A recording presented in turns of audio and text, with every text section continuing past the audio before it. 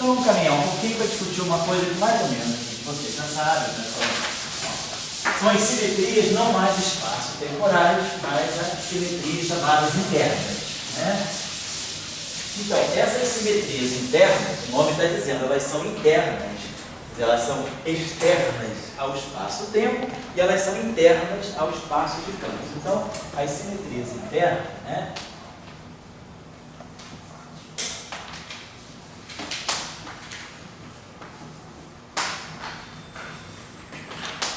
Elas estão ligadas, né?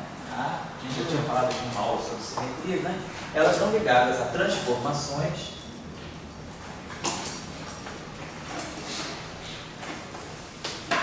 que podem ser discretas ou contínuas, né?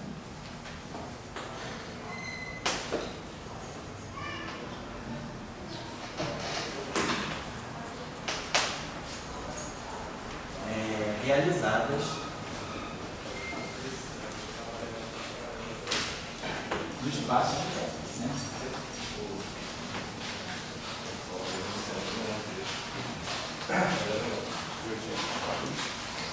Aliás, até esqueci de falar uma coisa com vocês aqui, vou voltar um instantinho, que a gente falou das transformações, né, contínuas, né, no espaço-tempo. Falando das translações temporais, das translações espaciais e das rotações espaciais. Mas a gente não falou das transformações discretas. Deixa eu chamar a atenção aqui um instantinho só, antes de falar das transformações internas. Quando eu escrevi discretas ou contínuas, né? Quer dizer, discretas ou contínuas, e essas contínuas, por sua vez, podem ser globais ou locais.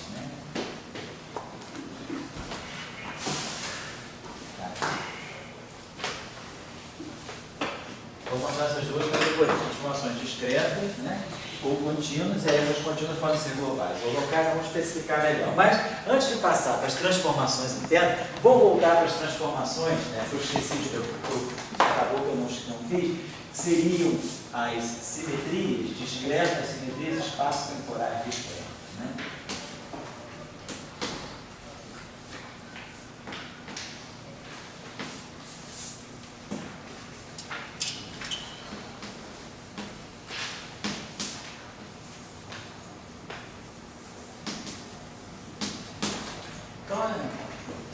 Espaço-temporal discreto seria as transformações de paridade, né? Paridade.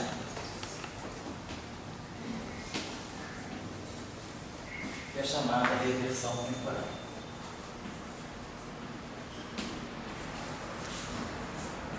Paridade no sentido espacial. Quer dizer, a transformação de paridade, então, né? A transformação de paridade, ela não mexe no eixo dos tempos, né?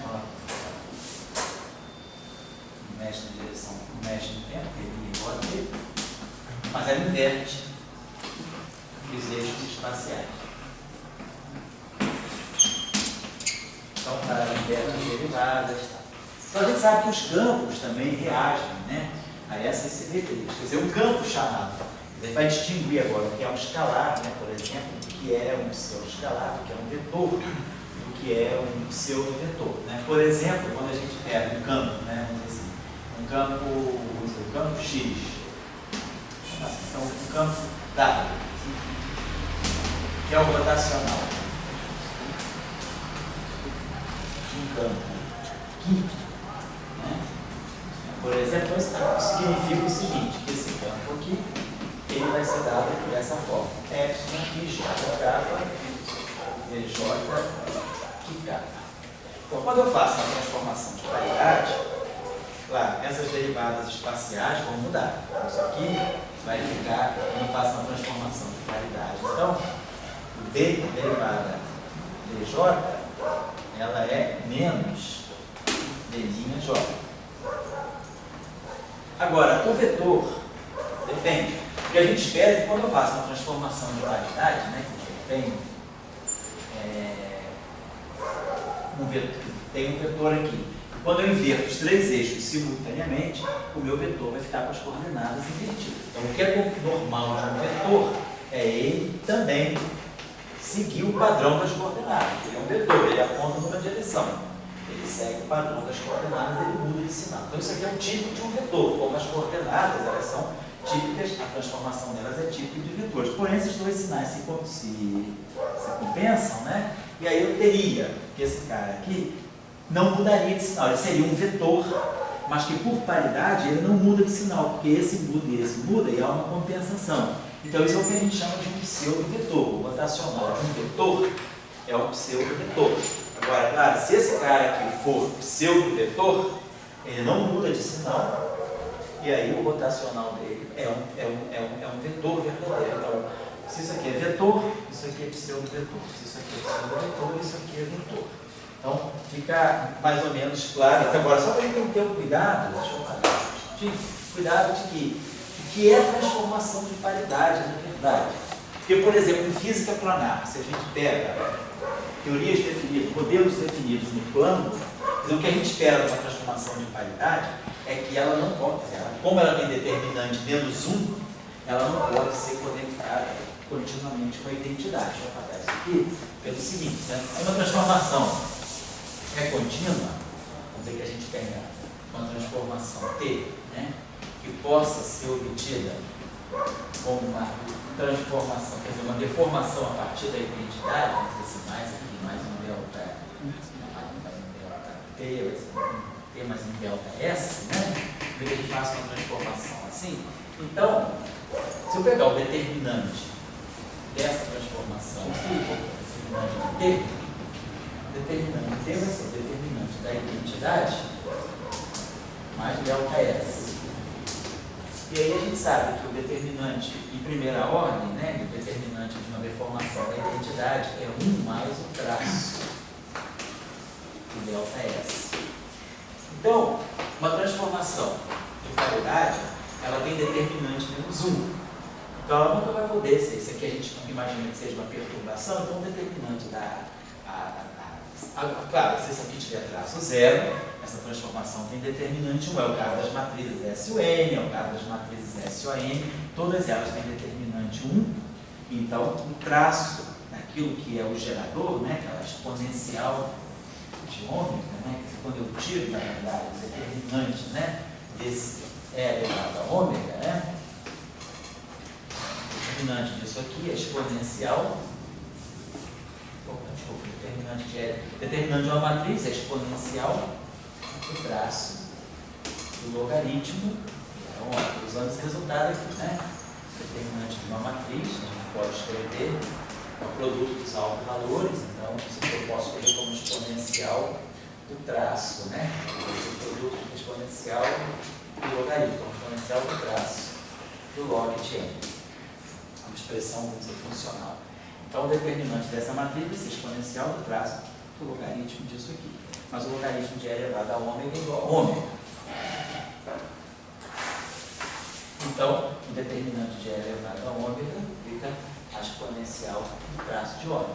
Então, se essa matriz aqui tem determinante 1, se essa matriz aqui tem traço 0, se os geradores têm traço nulo, a matriz vai ter determinante 1. Então, a gente chama matrizes especiais sendo geradas por geradores, né? São geradores das transformações especiais, tem traço nulo. É o caso de SUN, é o traço de SON e assim vai. Então, a transformação de paridade é uma transformação que tem determinante menos 1. Então, se a gente fizer transformações, né? Se uma deformação, se uma transformação ela pode ser obtida continuamente a partir da identidade, ela pode ser elevada para essa forma exponencial.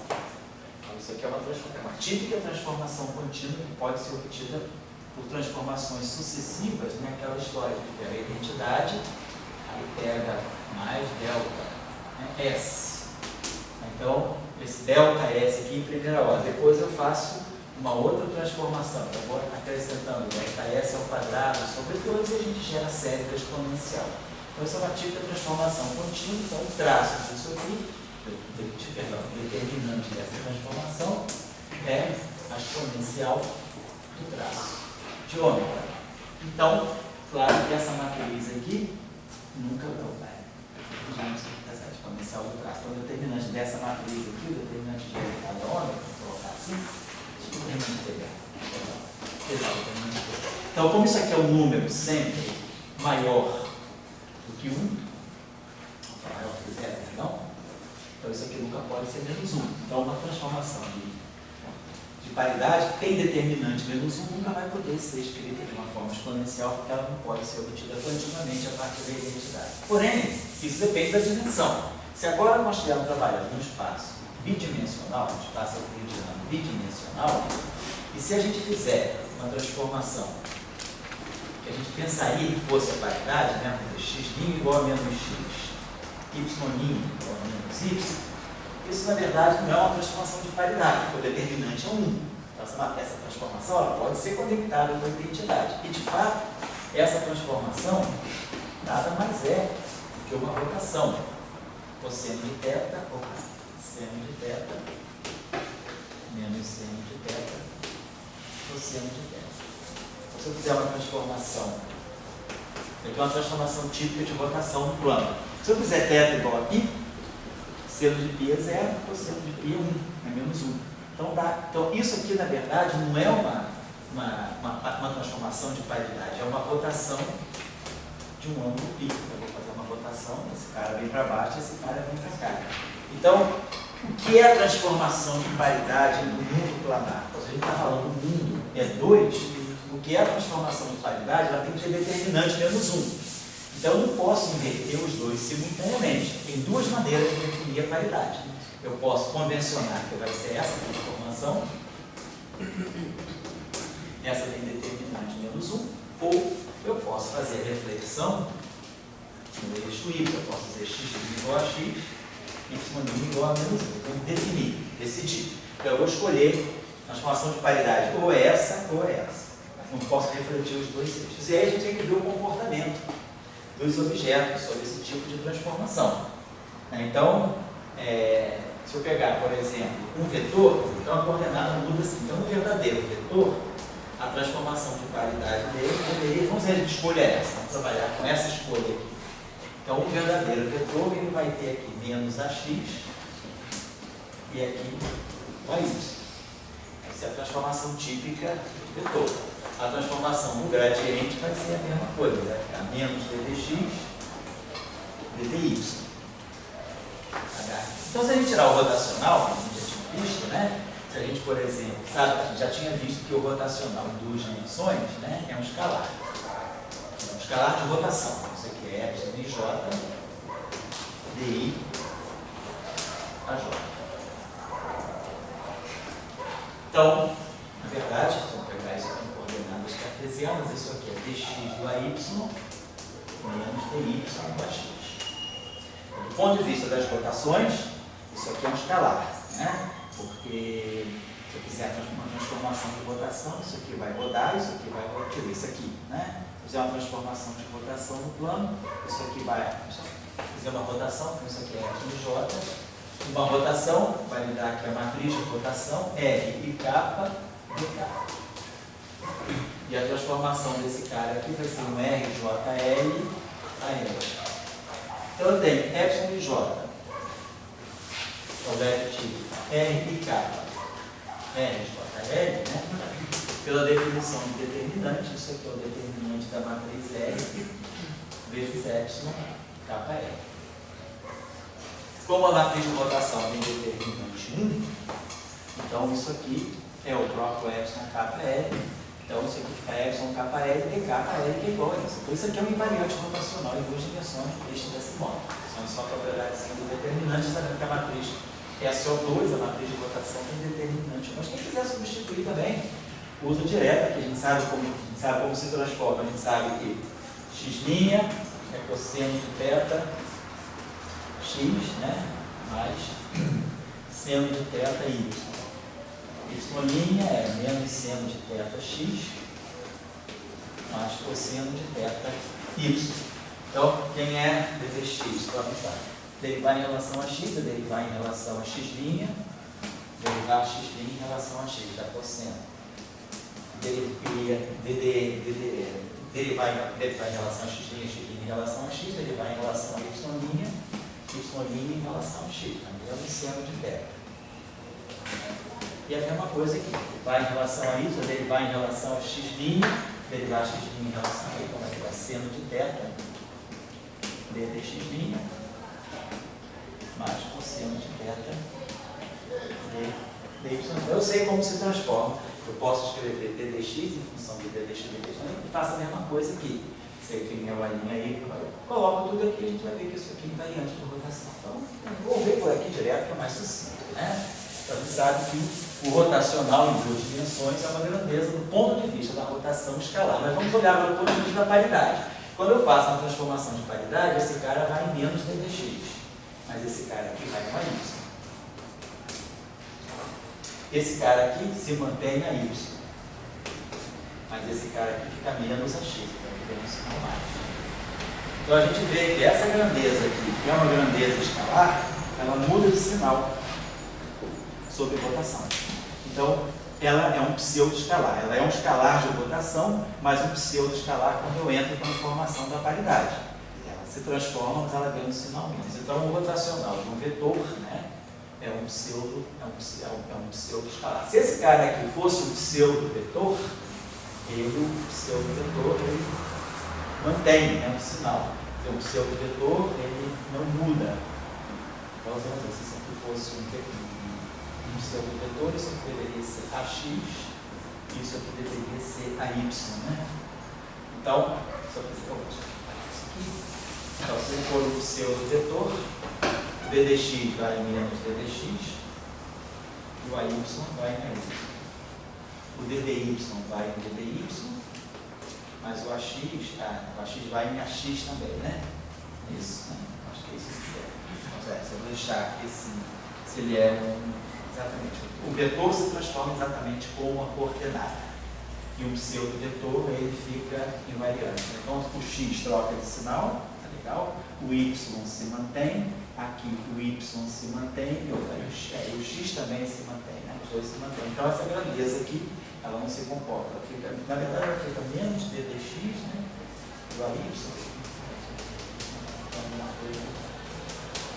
Então se eu pegar o rotacional um pseudo-vetor, o pseudo-vetor, se ele ficar inerte, né, se ele não perceber a rotação, eu teria um problema aqui, quer dizer, isso aqui para mim, isso aqui não é um invariante rotacional.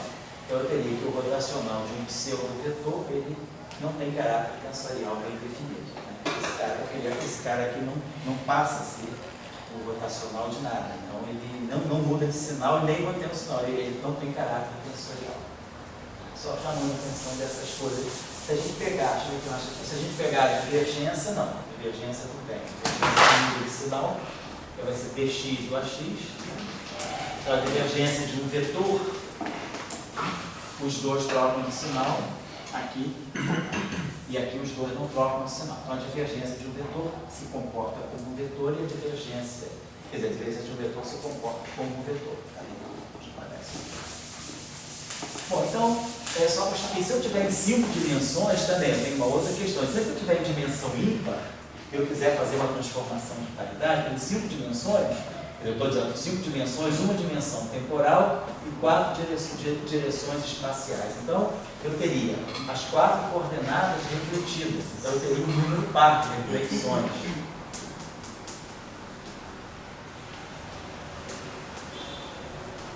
E aí, tem um número par de reflexões determinante é o de novo. Então a convenção que a gente faz em 5 dimensões, para ficar mais próximo das 4 dimensões, a gente reflete esses 3 eixos aqui, que são os 3 eixos que estão no espaço euclidiano tridimensional, e deixa esse eixo aqui refletir. Então é assim que a gente define, por exemplo, uma transformação de paridade em 5 dimensões. E aí, por exemplo, a gente sabe que o rotacional, né, em 5 dimensões, ele tem um caráter que não é um caráter, ele não é um vetor das 5 dimensões. Se eu pegar um vetor 5-dimensional, o rotacional dele vai ser algo que tem, né, 2 signos, vai ter que ser algo desse tipo. R1 e J, KL e KL. Então, o rotacional em 5 dimensões, ao invés de ser um vetor, ele passa a ser uma matriz assimétrica, né?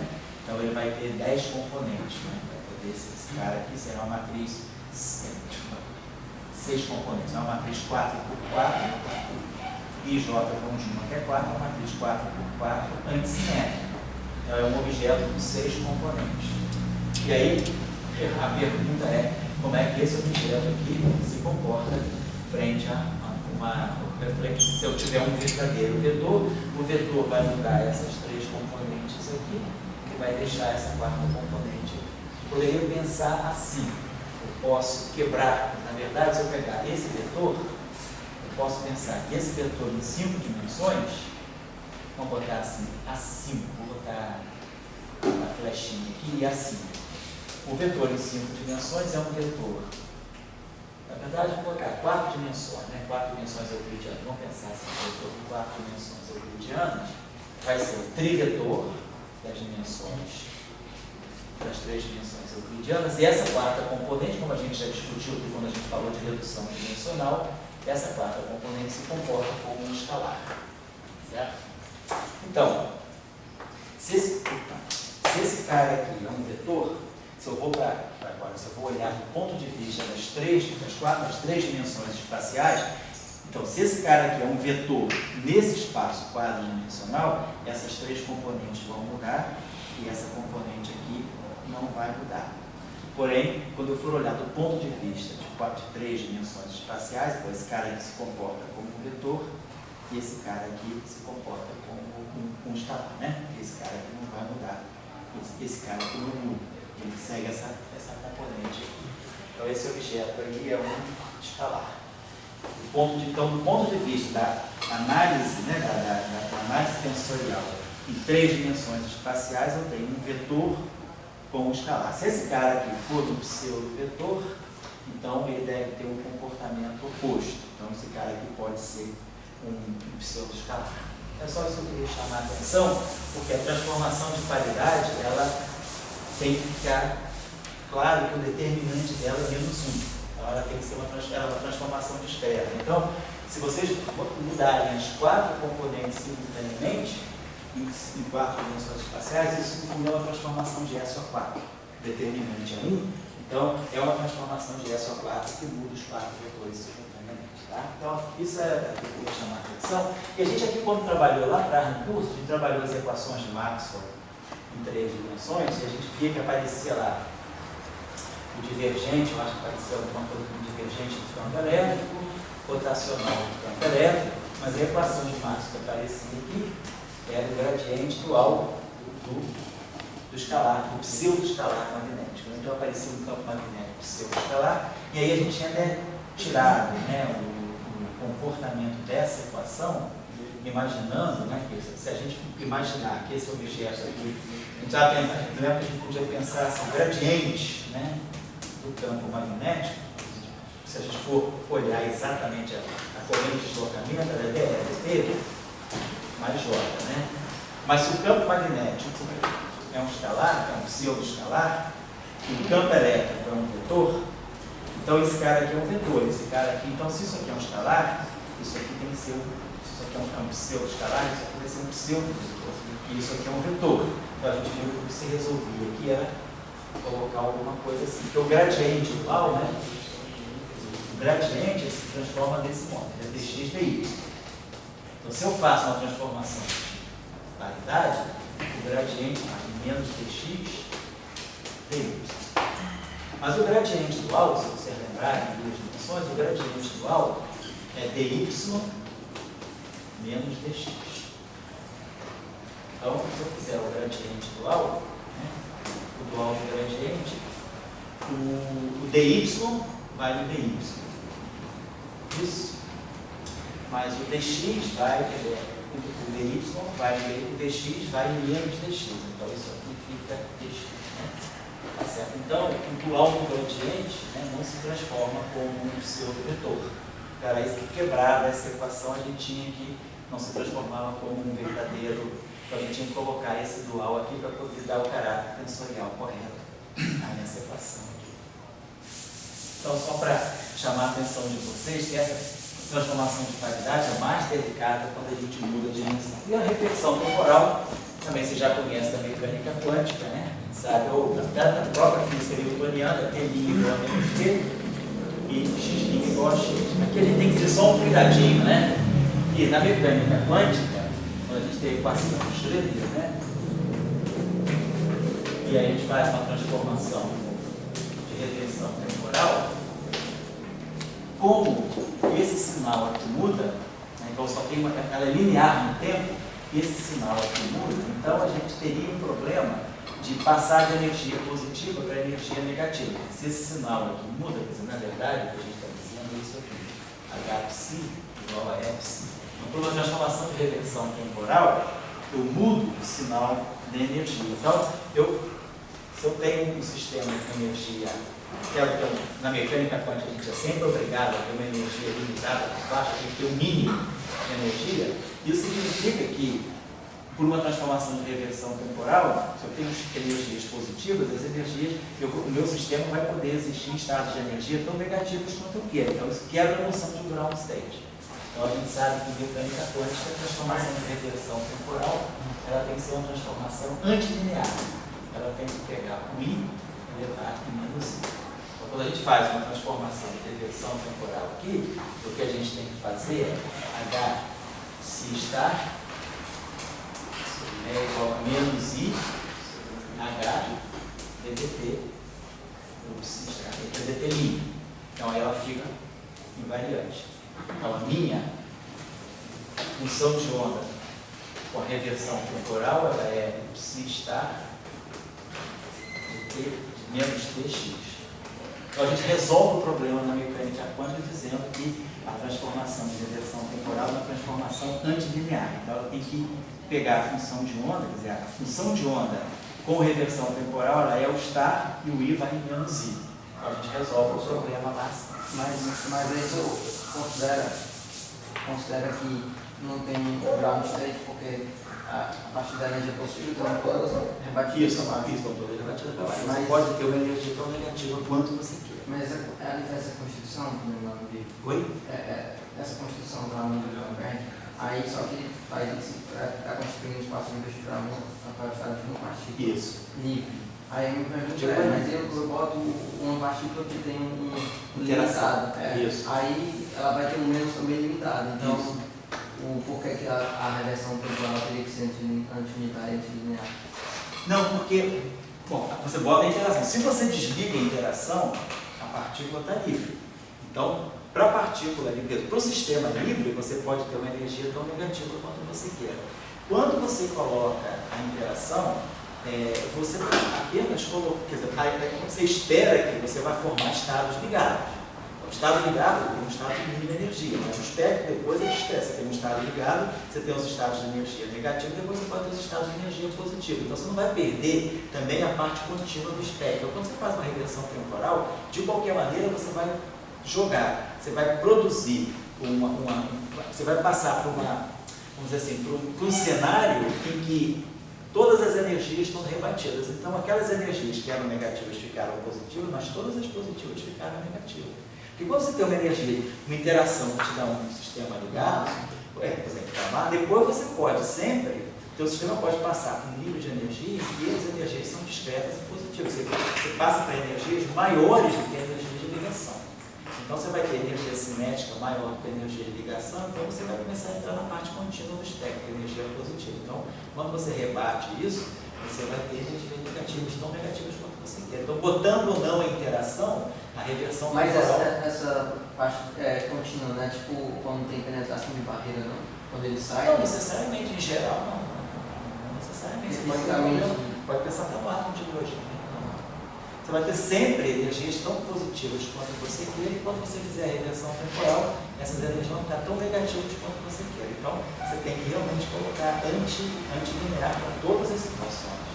Mesmo interação da no caso. Sim. A transformação de reversão temporal é mecânica quântica. A ideia você tem você tem um problema que é esse aqui. H, psi, vamos colocar assim, Tx, né?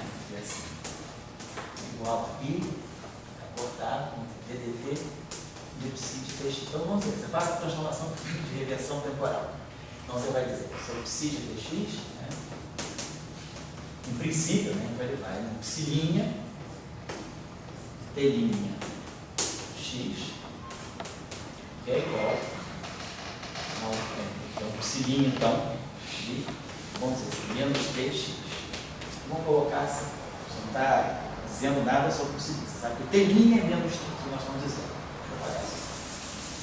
Então, vamos dizer que o teu hamiltoniano seja invariante por reversão temporal. Então, o hamiltoniano está aqui. Então, você vai passar aqui no estado, então você espera que quando você faz uma transformação de reversão temporal, você vai ter H, psilinha, t' x, igual a ddt. Só que o dt é menos dt'. Você vai substituir o dt por menos dt'. Você vai ter uma psilinha t'. Então, o problema já está aqui. Agora, o que é o psilinha t'? Então, você vai ter que decidir. Em geral, você pensa o seguinte: quando você transforma uma função de onda, você pode colocar aqui o princípio no operador, uma matriz, não importa o que seja, pode colocar essa matriz de t grande. De tx, é o que você está dizendo. A nova função de onda, né, com o novo sistema de coordenadas, vai ser a antiga vezes um operador, que vai representar, quer dizer, a transformação de reversão temporal é t' igual a menos t no espaço de coordenadas, mas ela vai ser representada por algum tipo de operador, que pode ser um operador, espera que seja um operador unitário aqui nesse espaço. Então, se você disser que o seguinte termina esse t de x, vamos falar isso aqui vai ser t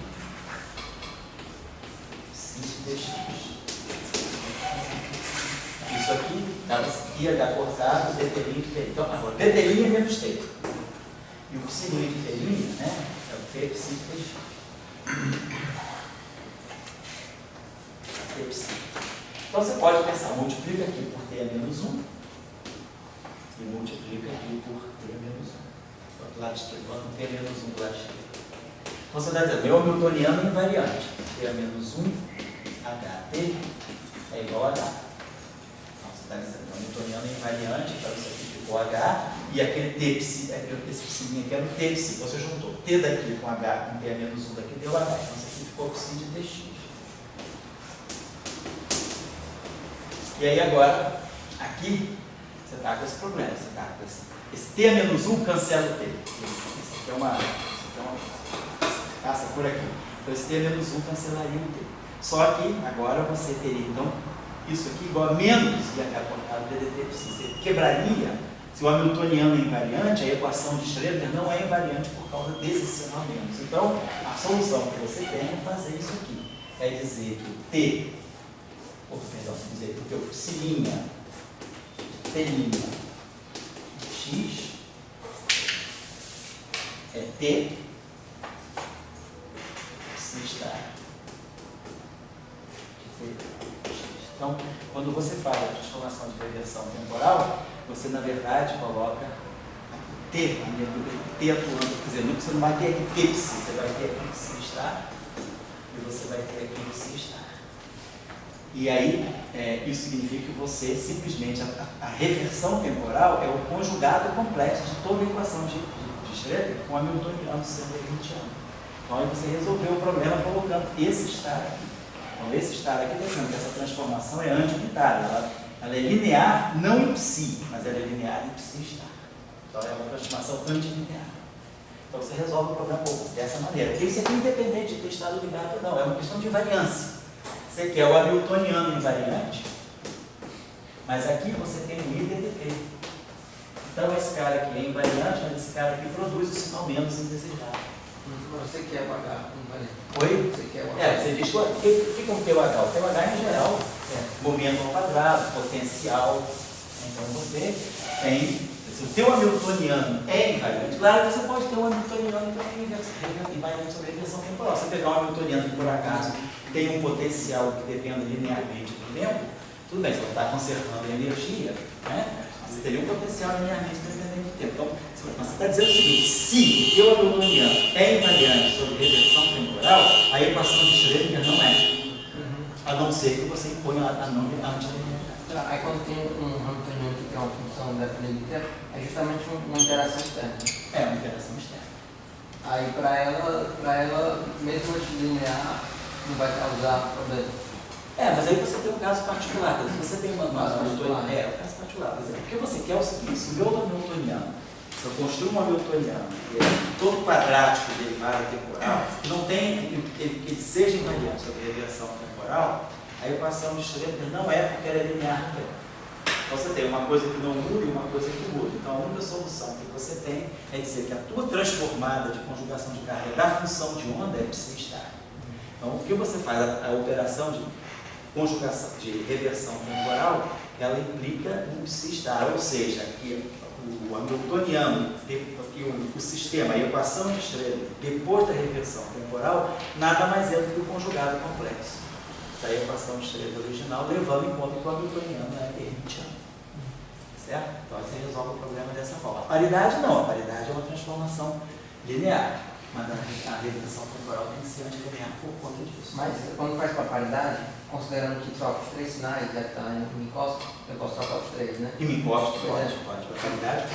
Aí, esses menos aí, de tal forma, vão fazer que seja linear e unitário. Esses menos da paridade, 3 menos vão permitir que seja. Isso. Mas isso eu considero uma paridade só com um menos, porque eu posso escolher essa paridade só com menos, né? Embora a dimensão seja... você tem 3 eixos. Se você reverter só um eixo, você tem um determinante menos 1. Mesmo que a dimensão seja par, eu posso escolher mudar a minha paridade, a dimensão. Em vez de eu trocar os 3, mas aí tem um problema. Aí dá o mesmo problema do tempo. Mas eu acho que tem um problema aí. O que significa fazer uma transformação de paridade só no eixo? Significa que você vai fazer a transformação de paridade só pegando um eixo, como você está num espaço de 3 dimensões, teu grupo é S por 3, se você faz isso em 2 dimensões, não. Quando você mexe só no eixo em 2 dimensões, você não quebra a simetria rotacional. Mas se você escolhe só o eixo X, vai fazer uma transformação de paridade x' igual a menos x, y' igual a z, com isso você está quebrando a invariância rotacional.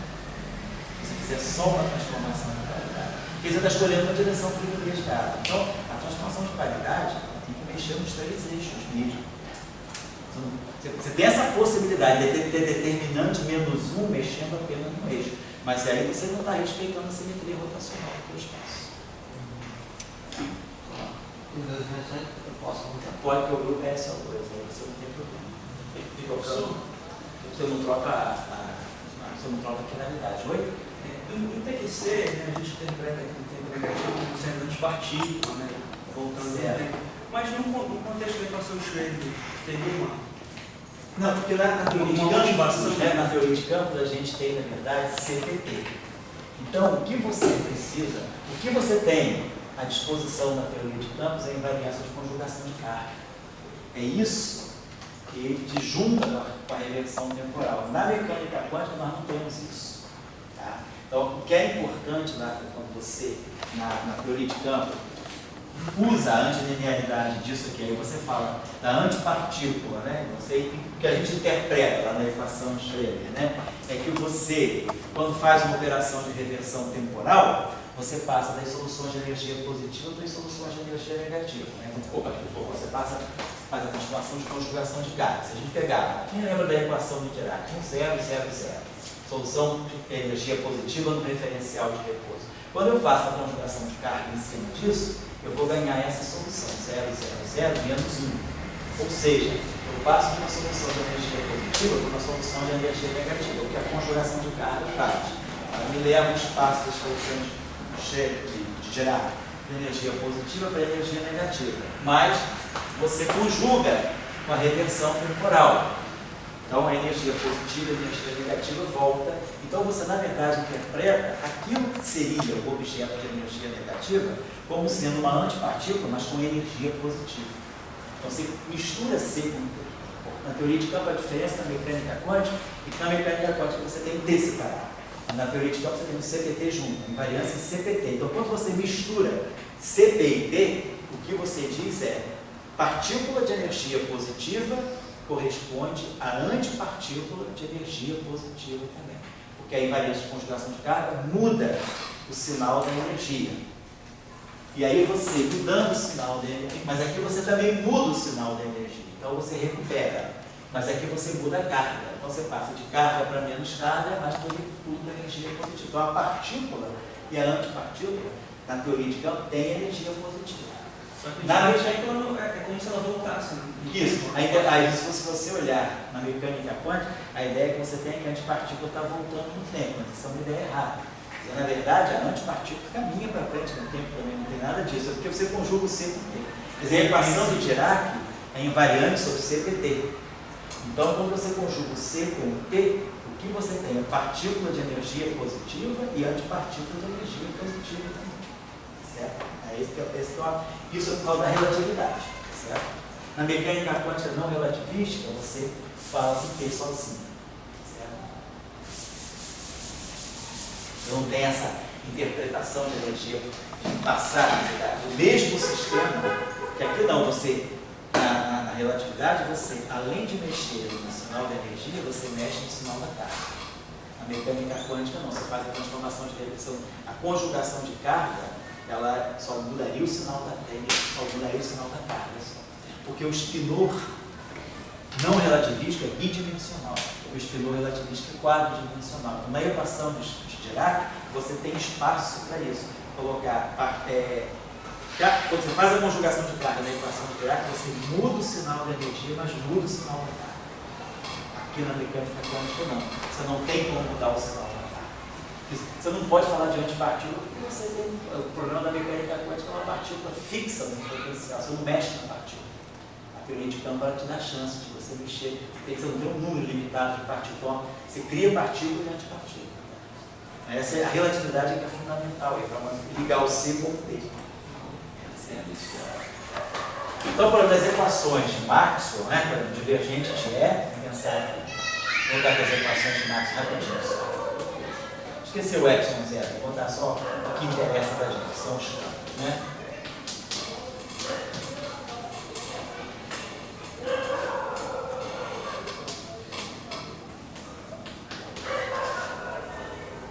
Chamar a atenção de vocês. I0J, DLT, esse constante, né? Estou colocando só aqui o que importa para a gente estudar a reversão temporal.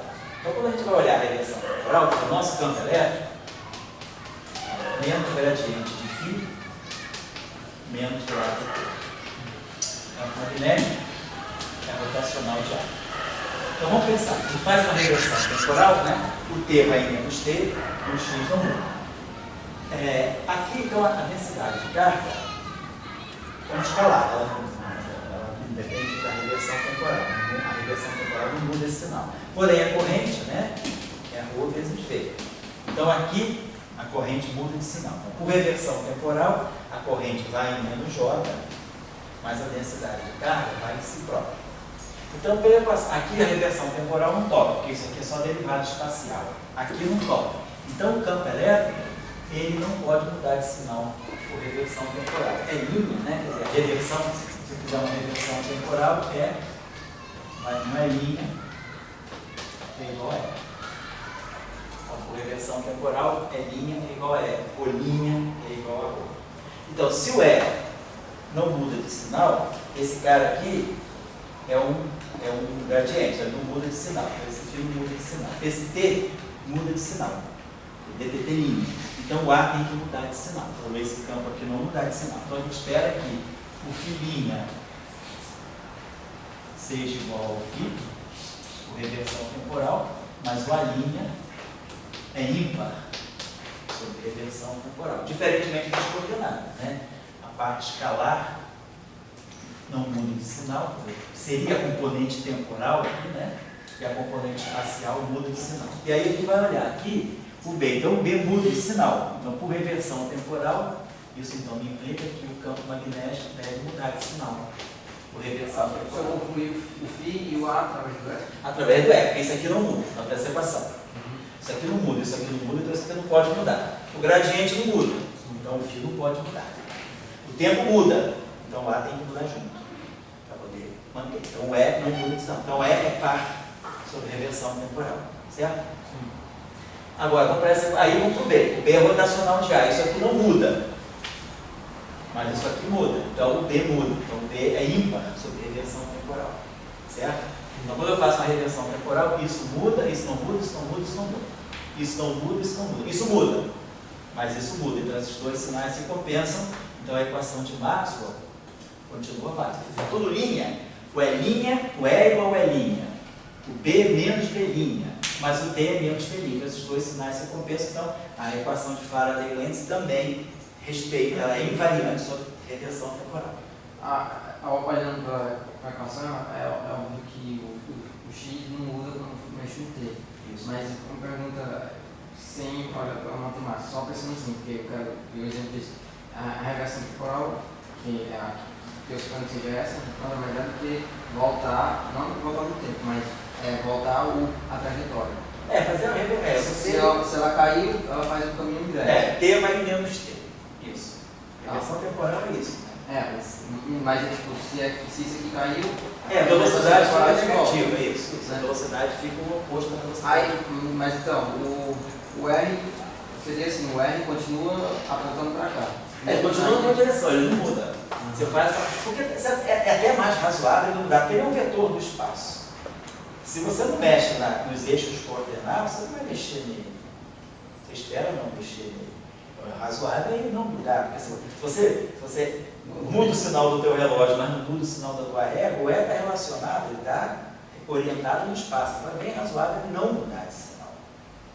É razoável um vetor não mudar de sinal sobre reversão temporal. Agora, por que o B muda? Porque o B, na verdade, ele vê cargas em movimento. Ó. Então isso aqui é J. J, com a reversão temporal, a velocidade é invertida. Então, se isso aqui inverte e isso aqui não inverte, então o B tem que inverter. Porque o B ele é gerado por cargas em movimento.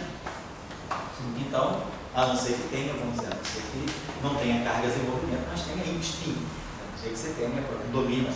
Quais são as fontes de campo magnético? Correntes e domínios de spin. Momento magnético.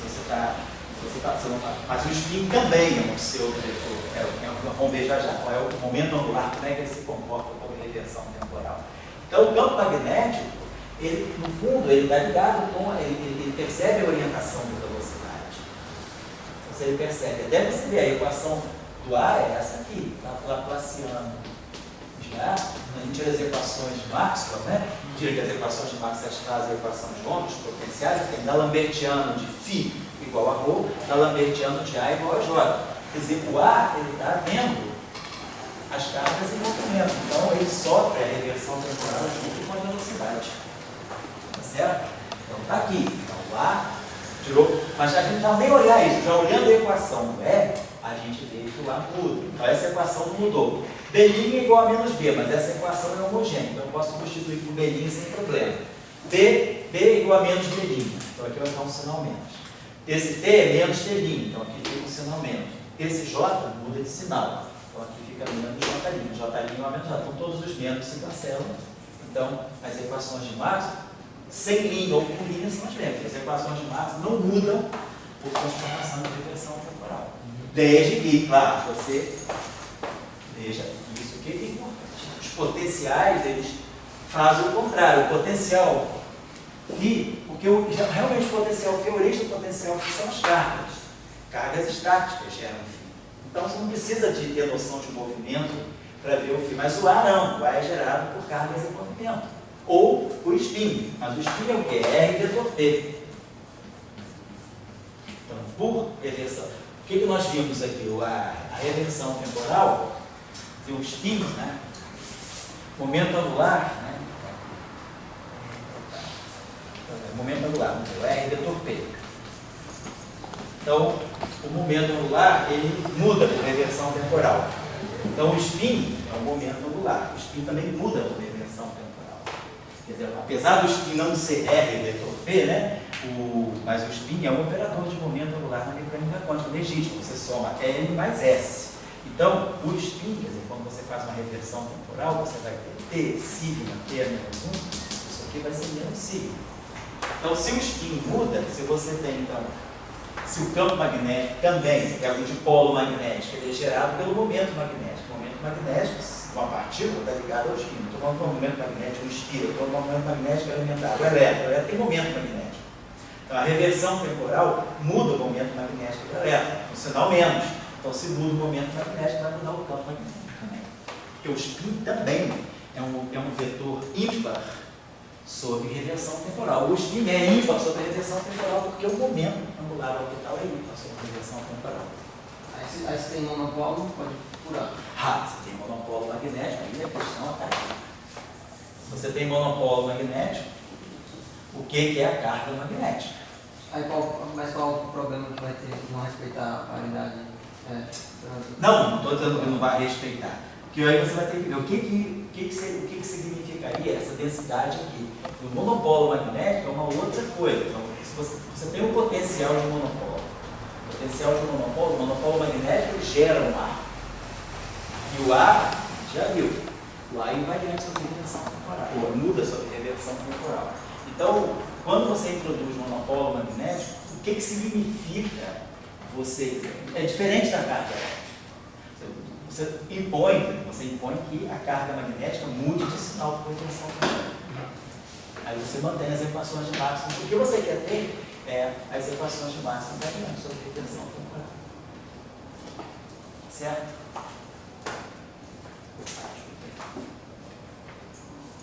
Legal?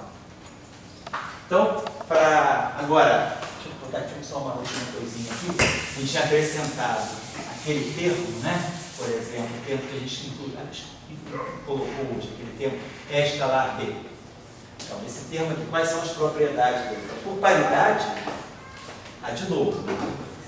Vamos lá, por paridade, desculpa aqui, as equações, esqueci das equações, vou botar as equações de Maxwell de novo. Divergente de E igual a O, perdão, rotacional de E igual a menos dT, divergente de B igual a 0, e rotacional de B igual a dt mais J. Então, vamos lá. Transformação de paridade. Então, paridade está aqui. Carga não muda. Isso aqui é elemento de volume. Então, isso aqui não muda sobre transformação de paridade. Então, o divergente muda sobre transformação de paridade. X vai menos X'. Então, sobre transformação de paridade, o E', campo elétrico, é menos E. Então, de fato, o campo elétrico é um verdadeiro vetor. Não é um pseudo-vetor, ele é um vetor. Ele muda de sinal, como a coordenada x muda sobre o vetor x muda, sobre transformação de paridade. Então, essa equação aqui, se eu fizer a transformação de paridade, o gradiente é menos gradiente, linha. O campo elétrico é menos E'. Então, esses dois sinais se compensam e a carga não muda, porque isso aqui é uma densidade de carga sobre unidade de volume. Então, não muda. Fizemos uma transformação de paridade. Então tá. Então, o E é menos gradiente de φ, menos dA/dt. Como o gradiente mudou, então, sobre transformação de paridade, o φ tem que mudar. E menos dA/dt. Como isso aqui não muda sobre transformação de paridade, isso aqui também não pode mudar. Então, sobre transformação de paridade, então, a gente tem isso aqui. O A desculpa. Como isso aqui não muda, mas o E muda, o A tem que mudar. Então, está aqui. O campo elétrico muda. Então, desculpa, o potencial foi uma besteira. O campo elétrico muda. O campo elétrico é menos gradiente de φ. Menos dA/dt.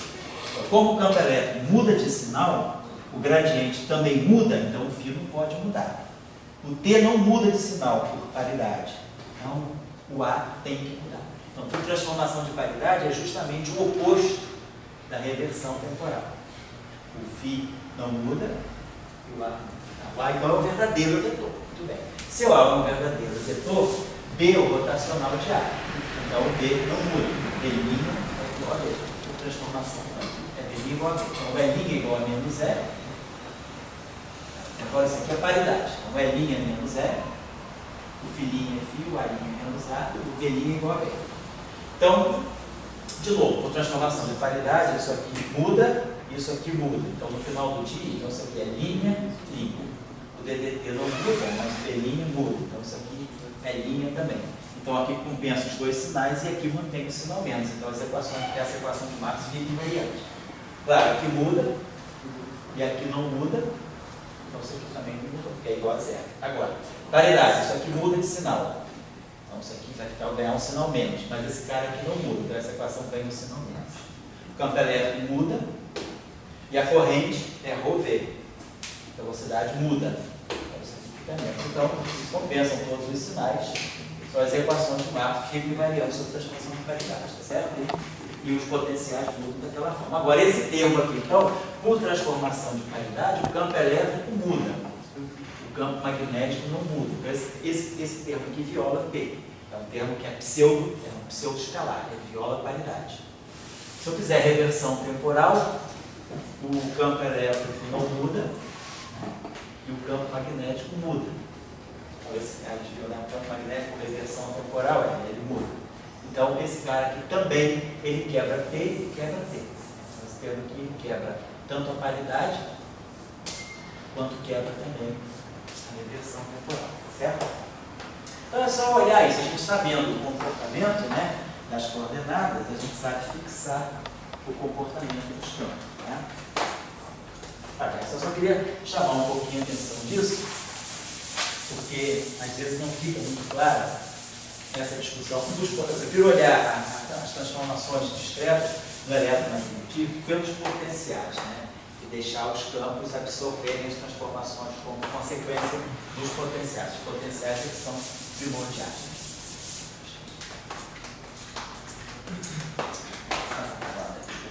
Vou acabar no tempo.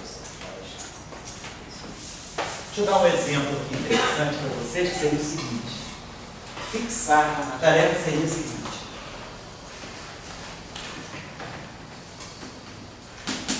Fixar as transformações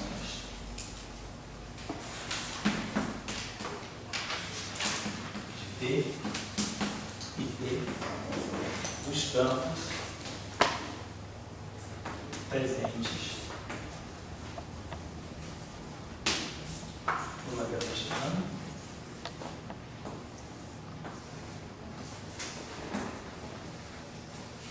a seguir.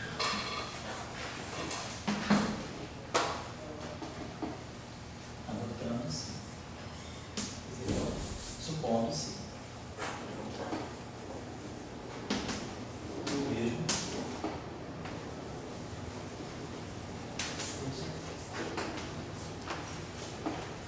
invariante em duas situações.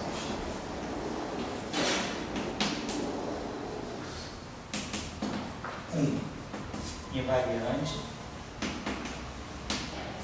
P e invariante T simultaneamente. Então, a primeira situação, eu vou querer, é o mesmo lagrangiano, mas na primeira situação, ele é invariante P e é invariante T. Tem as duas invariâncias simultaneamente. Na segunda situação, o mesmo lagrangiano, ele só é invariante CT.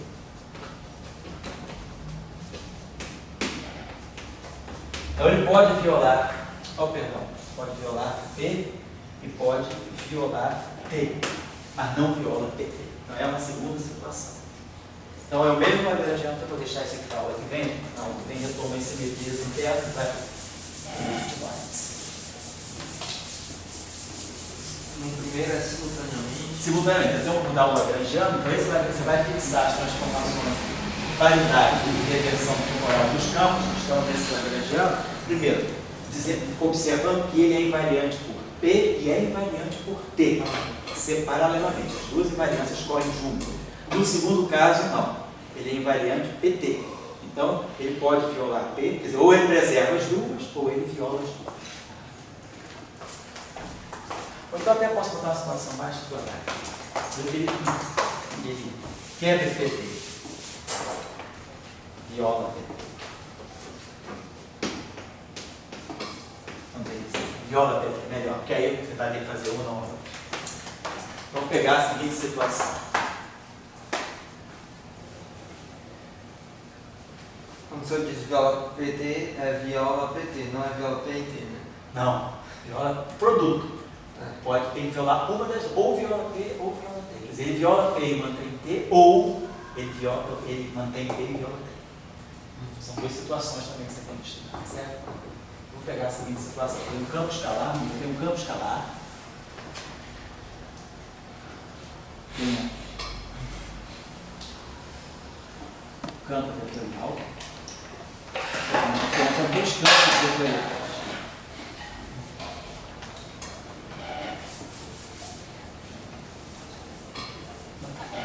conjunto de campos que eu vou ter vai ser um campo escalar, um campo vetorial, outro campo vetorial e um campo tensorial.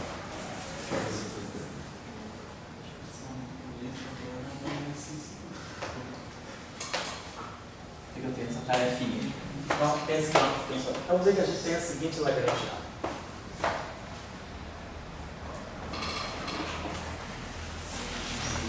Ao quadrado.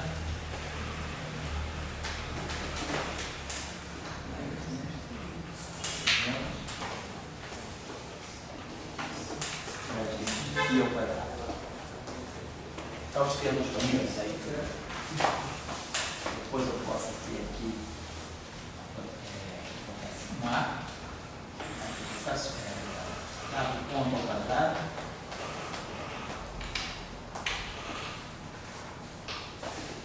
mais um beta, sobre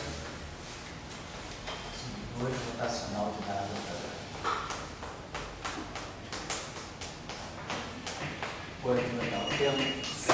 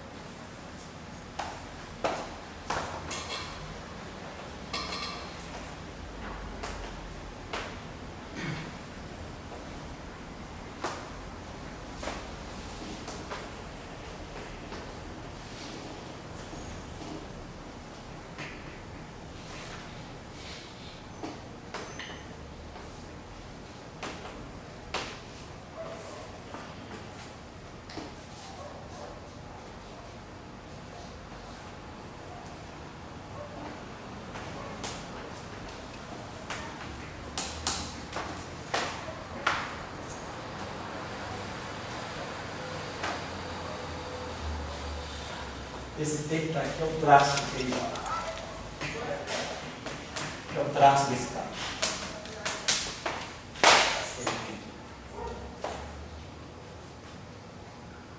Agora vamos começar a fazer as transições. Vamos pegar, por exemplo, esse campo aqui.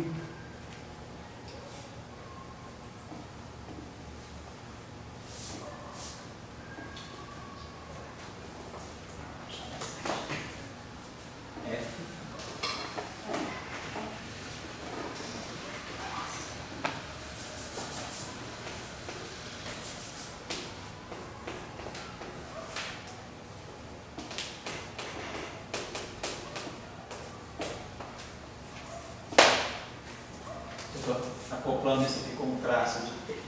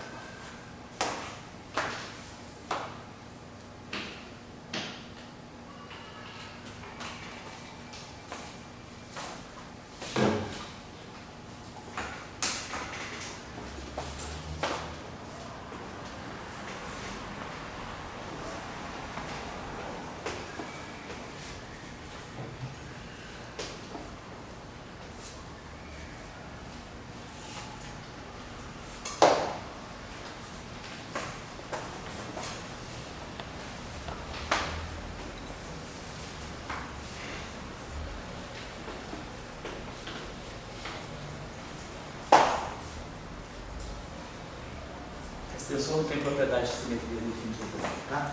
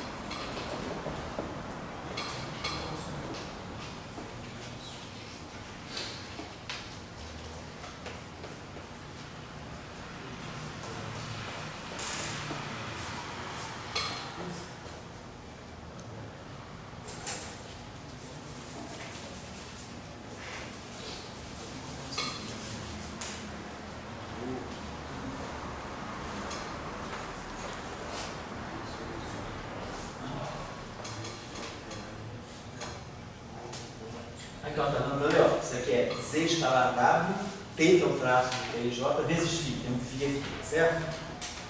Legal? T φ. E você que gosta muito de fórmula, lembre-se que H não é constante de Planck. Não, cara, eu não gosto de fórmula. É igual a HI. É igual a energia, H é igual a altura, I igual a frequência. O perigoso de gostar de fórmula é isso, você começa a identificar as letras, né, com aquilo que elas significam, que é altura, sempre H é altura, ou então o cara bota MGH, energia, constante de Planck, energia potencial. Brinca não, que eu já vi isso em prova de Física 1. Física 1 era Física 4, não foi lá na PUC isso, eu não vi, foi na turma de um colega meu, mas ele me mostrou, né? E a prova tinha um negócio lá que era frequência, H, eu sei que uma certa o cara dizia que H era a altura, então a frequência era maior, que tinha maior, era um negócio de raio, né? Eu sei que o cara misturou as letrinhas, Alexandre, porque ele aplicava forte, é muito perigoso, H não é constante Planck, I não é unidade imaginária, certo? Gama não é constante de dilatação temporal, beta não é disso, é de seda. A pessoa o cara endoidece numa certa hora, vai ver igual sobre C, alfa é constante de estrutura fina, né? Esse é o problema das formas, viu? Tá bom? Então, qual é a ideia desse exercício? Porque muitas vezes você, às vezes, está construindo, igual, daqui deve ter alguns que serão model builders, né? O cara vai construir seus modelos, às vezes, ele precisa. Eu vou querer fazer um Lagrangiano para descrever, sei lá, alguma coisa de interação fraca, ou alguma física do modelo padrão, ou fora do modelo padrão, e você tem que saber, eu violo C, eu violo P, eu tenho simetrias discretas, então você tem que começar, você tem que fixar, quando você introduz, então, eu estou fazendo o meu modelo tem tais campos. Aí você tem que dizer, tal campo é escalar, tal campo é pseudo-escalar, tal campo é vetorial, tal campo é pseudo-vetorial. Então você tem que fixar. São vetores públicos, verdadeiros e escalares. Isso, tá. O que eu estou dizendo não, que eles são vetores e escalares e tensores sobre o grupo de rotações, sobre SO3. Agora, se eles são pseudo, você tem que entrar com as paridades para ver. Então, eu estou dizendo, isso aqui é o caráter SO3. Do ponto de vista do SO3, você não distingue o escalar do pseudo-escalar. Ambos têm uma lei de transformação idêntica sobre a rotação. O que vai distinguir o escalar do pseudo-escalar é a transformação de paridade. Então, do ponto de vista das rotações, esses são escalares, esses são vetores, esses são vetores, esses são tensor. Pode acontecer para esse Lagrangiano ser P invariante ou P invariante, que alguém tem que ser vetor ou pseudo-vetor. Aí você vai ter que fixar isso justamente em ponto que a primeira situação é essa, que o meu Lagrangiano seja invariante P e seja invariante T. Pode ser, quando vocês fixarem, vocês vão ter que, um problema tem que ter assim, um certo grau de decisão. Por exemplo, pode acontecer, porque tem tanto termo, que você amarra a invariância P e invariância T num termo e o outro termo seja incompatível. Então, vocês vão ter que jogar fora, eventualmente, há termos aqui que não são invariantes sobre P e T simultaneamente. Vocês vão ter que jogar fora. Eu não estou dizendo que tudo isso seja. Vocês vão ter que ver quais são as leis de transformação. Se você decidir que esse termo aqui, por exemplo, seja invariante P, você vai ver as transformações. Aí pode ser, se esse termo aqui é invariante P, pode ser que esse termo aqui não seja. Então você tem que saber escolher. O papel quando você constrói um modelo é você também saber se primeiro as simetrias te permitem colocar todas as combinações possíveis. Depois você vai ter que ver se um termo quebra a simetria, se ele fica ou não, vai depender da fenomenologia que você quer gerar. Claro que esse modelo aqui é um toy model. Quem está fazendo isso aqui não representa, que eu saiba, física nenhuma. Oi? Está muito bem para toy, não? Eu estou muito grande para brincar, não é verdade. Essa você me pegou. Não, ele está muito bem para toy. Então, eu estou muito grande. Esse modelo está muito bem para toy. Não vai toy boa. Eu também estou grande para ficar brincando de toy, estou velho para ficar estou regredindo. Eu entendi a tua piada, foi nesse sentido. Não adianta consertar, não. Ele me dizer que eu estou ficando velho retardado. Não. Velho, 60 anos, 62 anos, brincando de toy. Eu entendi, foi muito sutil. O cara foi bom porque foi inteligente. Valeu a pena. Às vezes o cara é bom, o cara é ruim, porque maldade significa às vezes inteligência. Gostei. Não adianta consertar, não. O bacana é que justamente isso. Você sacaneou. Essa vez você me pegou. Eu sempre estou brincando com ele, tadinho. Deixa ele um dia ganhar, né, pô? Terminar a aula com ele ganhando. Ganhou, tu ganhou hoje. Hoje, olha, você me derrotou feio. Bom, então, o velho aqui que gosta de brincadeira tá ficando doente mental, né? Como é que diz? Senil, né? Estou ficando senil, mas estou deixando esse presentinho para você de Dia dos Namorados. Tá? Mas ali você tem que escolher, por exemplo, a priori esse W pode ser pseudo ou retorno. Eu tenho que escolher. Essa é a discussão. Você tem discutido com o pessoal ou você tem que estar sempre sozinho? Ele tem, tio Sérgio, ele tem procurado você? Fala a verdade. Algumas vezes, né? Ah, então, deixa se integrar, porque essas discussões são boas em grupo, que aí o Pedro tem uma ideia, você como é que é o nome dele? Felipe tem que discutir, porque aí é uma verdadeira bolsa de valores. Então, joga esse, tira esse, bota aquele, é assim que a gente faz. Cara, eu já vi gente fazer paper a 6 mãos, cara, olha, aquilo, passa de mão em mão, aquele paper igual a garota de programa, passa de mão em mão. O paper saía do centro, chegava em Trieste, ia para o Max Planck, cada um botava uma coisa, mas é assim que funciona. O modelo builder é complicado, porque você faz tudinho. Aí chega um cara e diz, pô, você violou essa simetria discreta aqui, que é uma simetria discreta, Z2, que tem no espaço dos campos, e arrebenta com o teu modelo. Então, é bom você se juntar. E tio Célio voltou, você procura lá teus priminhos, você trabalhar junto. Tio Célio, os priminhos da sala de Iraque. Você não pode frequentar a sala de Iraque, não? A sala dele, da sala de Iraque.